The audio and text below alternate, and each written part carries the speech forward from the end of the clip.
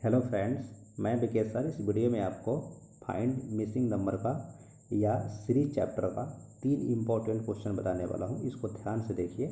ऐसे question general competition में 2-3 question पूछा जाता है, लेकिन अगर आप बैंक एग्जाम देखें तो उसमें 5 क्वेश्चन पूछा जाता है। हालांकि किसी एग्जाम में 1 नंबर बहुत इंपॉर्टेंट है, 1 नंबर से नौकरी लगता है और छूट जाता है।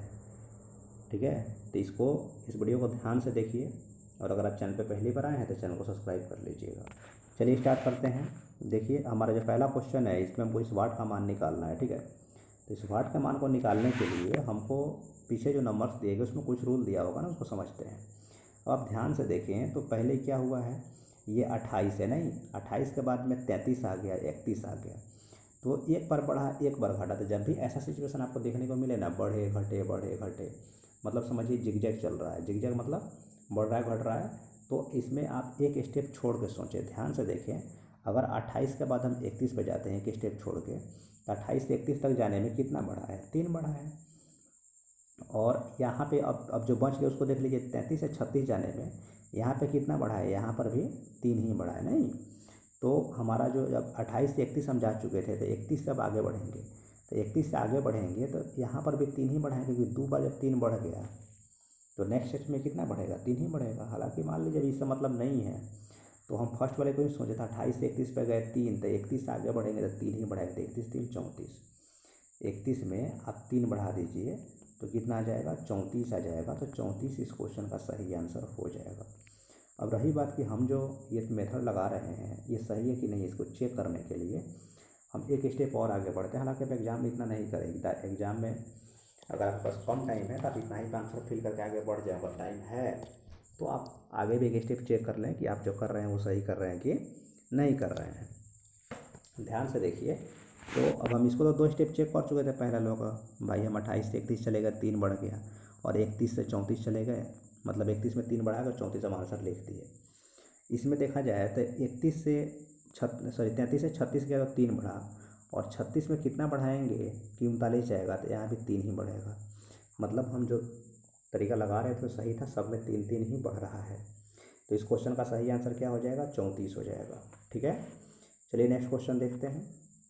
नेक्स्ट क्वेश्चन में हमको वाट का मान निकालना है। इस क्वेश्चन को देखते ही आप ध्यान से सोचें कि देखिए इसमें सब मतलब घटते क्रम में है। 125, उसके बाद 80, उसके बाद 45, उसके बाद 20, यानी कि घट रहा है तो घटेगा। अब जरा ध्यान से देखिए कितना घट रहा है, उसको लिख लेते हैं। तो 125 के बाद 80 पे आ गया, मतलब यहाँ पे कितना माइनस हुआ है, तो 45 माइनस हुआ है। और 80 के बाद 80 के बाद में क्या लिखा, 45 लिखा, मतलब यहाँ कितना माइनस हुआ, यहाँ 35 माइनस हुआ है। और 45 के बाद क्या लिखा, 20 लिखा, तो यहाँ 25 माइनस हुआ है। और 20 के बाद हम क्या लिखेंगे, तो ये जानने के लिए आप डायरेक्ट ऐसे देख भी सकते हैं, 45 35 25, तो यहाँ क्या होगा, 15 होगा।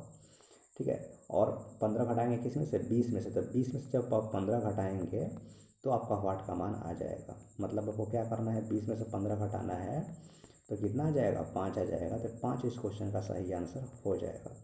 अब मान लीजिए जिनको नहीं समझ में आ रहा है कि भैया आप 45 था, उसके बाद में 35 था, उसके बाद आप 25 कैसे लिख दिए, नहीं 25 तक तो दिख रहा था, यहाँ पे आप 15 कैसे लिखे, -15 ही क्यों किए।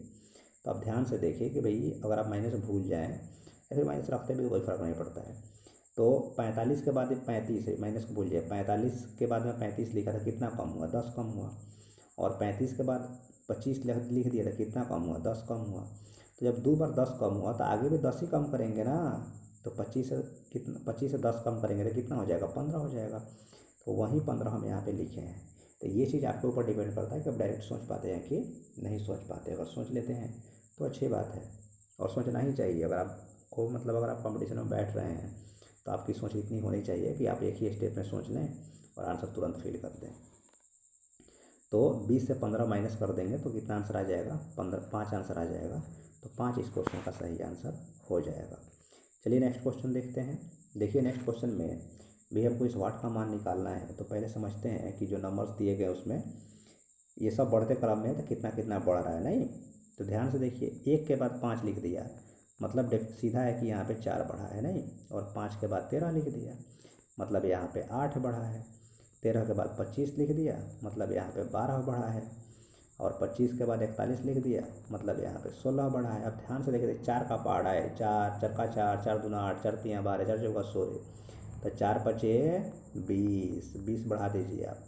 किसमें 20 बढ़ाइएगा? 41 में। 41 में आप जैसे ही 20 बढ़ाएंगे तो 41 और 20 कितना हो जाएगा? 61 हो जाएगा।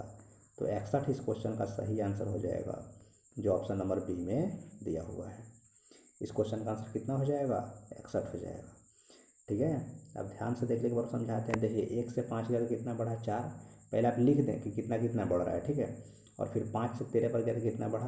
8। और 13 से 25 गया तो 12, और 25 से 41 गया तो 16 बढ़ा। तो ये 4 का ही पढ़ा है ना, 4 का पढ़ा है। 4 4 का 4, 4 दूना 8, 4 तिया 12, 4 चौका 16, 4 पचे 20। नेक्स्ट स्टेप में 20 बढ़ेगा, तो 20 हम बढ़ाएंगे, किस में बढ़ाएंगे? 41 में बढ़ाएंगे। 41 में 20 जैसे ही बढ़ाइएगा तो कितना आ जाएगा आपका? 61 आ जाएगा। तो 61 इस क्वेश्चन का सही आंसर हो जाएगा, जो ऑप्शन नंबर बी में दिया हुआ है। ठीक है फ्रेंड्स, इस वीडियो में इतना ही।